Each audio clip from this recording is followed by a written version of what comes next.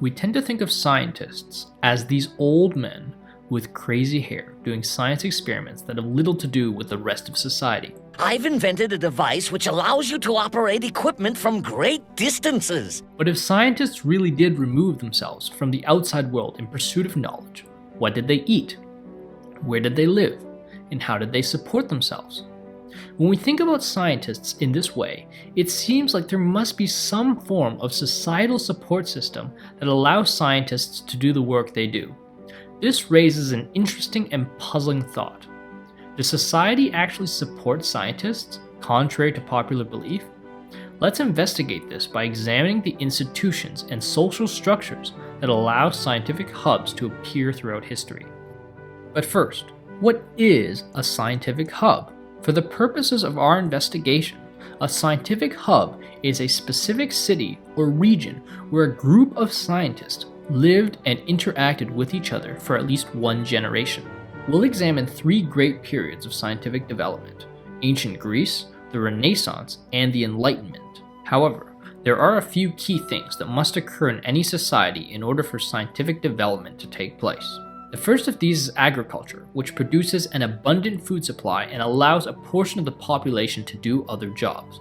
John Green explains this further. In the days before agriculture, everybody's job was foraging, and it took about 1,000 calories of work to create 1,000 calories of food. And it was impossible to create large population centers. But if you have a surplus, agriculture can support people not directly involved in the production of food. Basically, scientists can't do science without a food surplus. If scientists have to spend time hunting or fishing, they don't have time to ponder the nature of the universe. The second is war. Wars are extremely expensive. They cost food, manpower, money, and other natural resources. There's very little room in a warring nation that allows a scientist to uncover the principles of nature. What we do see is that scientists tend to become engineers during wartime. They are no longer preoccupied with studying how the world works, but instead seek to create technologies with practical value for humanity. That's not to say this work isn't important. It is, but it is not, by the strictest definitions, science. Simply put, a peaceful society is critical to scientific development. Science was just in its infancy in the classical world, and highly resembled philosophy in ancient Greece. While many of the laws and principles the Greeks used to explain the world around them were inaccurate, the basic thought processes of modern scientific reasoning have roots in this time.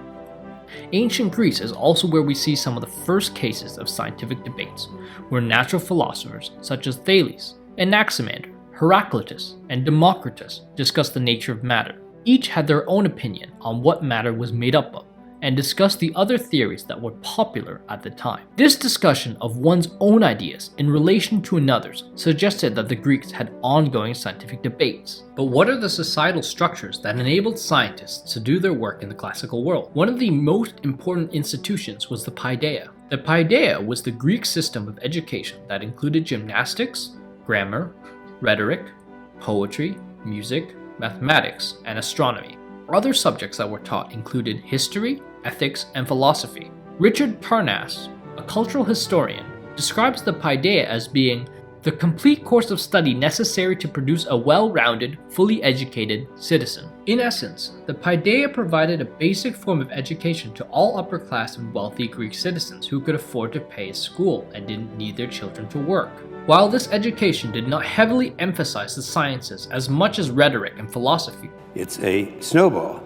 It provided younger Greeks with a solid foundation in critical thinking. It also provided the average member of the upper class with a basic education that allowed him to understand what scientists and philosophers were talking about, while the paideia provided broad education to anyone who could afford it.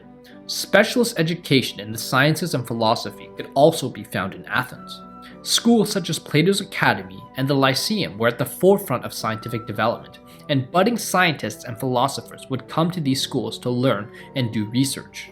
Starting around 380 BC, Plato's Academy was an exclusive group open only to educated and curious Greeks. Funding for the academy came through membership fees, meaning that the members of the academy were likely wealthy upper-class citizens. The dialectical methods of the academy led to the development of deductive reasoning, which in turn led to the formation of the scientific method. With regards to scientific research, the Academy is one of the first examples of a research institution, with members attempting to explain the motion of the stars by hypothesizing what uniform and ordered motions would model the way they move. If we return to the idea of the paideia, we can see that there is a need for tutors to teach young Greeks about the world around them. Some philosophers and scientists started their own schools, while others became traveling teachers, such as Zeno of Elea and Anaxagoras of Clazomenae. By teaching the younger generation, many scientists could afford to sustain themselves while being immersed in an academic lifestyle. The ability for scientists to support themselves this way was only possible due to the cultural value Athenians placed on intellectual education. According to the Athenians, being educated was a key part of your identity and reputation. It perhaps comes as no small surprise, then, that Aristotle, one of the greatest philosophers of classical antiquity, was asked in 343 BC to tutor Alexander of Macedonia, son of Philip II, the king of Macedon. Upon his return from Macedon in 335 BC, Aristotle began teaching at the Lyceum in Athens. Aristotle's teaching style was more didactic than Plato's Academy, and featured both lectures and assigned scientific research projects. Around this time, Aristotle's old student Alexander, or Alexander the Great as he is commonly known today, had begun to conquer the surrounding lands of Greece and Egypt. During his conquests, Alexander the Great supported Aristotle's research by sending him plant and animal specimens from faraway lands. This allowed Aristotle to develop the first zoo and botanical garden in existence. Reports also suggest that Alexander donated a significant sum of money, around $4 million by today's standards, to the Lyceum. The relationship between Aristotle and Alexander also shows us an interesting social structure.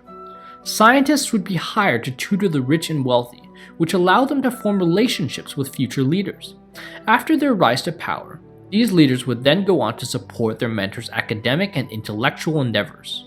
The decline and destruction of the Lyceum and Plato's Academy also repeats this idea of the need for political stability. Although the founders of these institutions, Aristotle and Plato respectively, had long since died, the schools continued to be centers of scientific development until Athens was conquered. In 86 BC, the First Mithridatic War broke out between the Roman Republic, the Kingdom of Pontus, and the Greek city-states. It was during this time that the Roman general Lucius Cornelius Sulla sacked Athens and destroyed both the Academy and the Lyceum, and took all their books. It is worth mentioning that while these schools were destroyed, and scientific development would never be the same in Greece again, the works produced by the Lyceum and the Academy would go on to promote scientific development in Rome. The European Renaissance spanned from the 14th to the 17th century and was a key hub for scientific development. It is during this time that we see changes in scientific methodology, such as the development of empiricism and the modern scientific method. Empiricism, which states that knowledge and conclusions must be based on experience and evidence instead of intuition or revelation, became the predominant working model for scientists of the Renaissance. The success of this model in uncovering the mechanisms of natural phenomena can be seen by the discoveries from this time that still hold true today: heliocentrism, gravitation, optics, aspects of human anatomy, and to a certain extent, classical mechanics. Empiricism also provides us with another key thought: that knowledge is tentative and probabilistic and subject to continued revision and falsification. One of the most important cultural ideals of this time was that of the Renaissance man. A Renaissance man, or polymath, is a learned individual who is an expert in various areas of knowledge. Francis Bacon, widely regarded as the father of empiricism and the modern scientific method, was also heavily involved in politics and law. Bacon's three goals in life were to uncover truth, to serve his country, and to serve his church. In order to do this, he sought a prestigious post that would support him financially while also allowing him time to pursue his scientific and philosophical interests. Although he failed at this repeatedly for over 20 years, Bacon was able to finally attain the positions of Attorney General and Lord Chancellor of England in 1603 and 1618 respectively. In 1620, his key scientific work, the Novum Organum Scientiarum, is released. Perhaps the most famous Renaissance polymath was Leonardo da Vinci, who was, among other things, a painter, sculptor, inventor, engineer, anatomist, and architect. In 1466, the young Da Vinci's interest in art drove him to seek an apprenticeship with Andrea del Verrocchio, one of the greatest painters in Florence at the time. The artistic tendencies of the Renaissance required artists to draw human faces and bodies with a significant degree of realism, and so Verrocchio demanded that all his students be experts in anatomy. Da Vinci's introduction to anatomy at the time played a significant role in his future work. As an accomplished artist, Da Vinci dissected corpses in 1510. As a scientist, Da Vinci's work was highly influenced by his artistic inclinations and was highly observational in nature. Da Vinci's drawings and notations of the human body were exceedingly detailed and provided novel insights into the heart and vascular system. He was also the author of the first scientific drawing of a fetus in utero. Polymaths had one advantage over many modern scientists. They were able to support themselves through other means. By being an expert in a highly applicable field, polymaths were able to provide goods and services that had little to do with their scientific interests.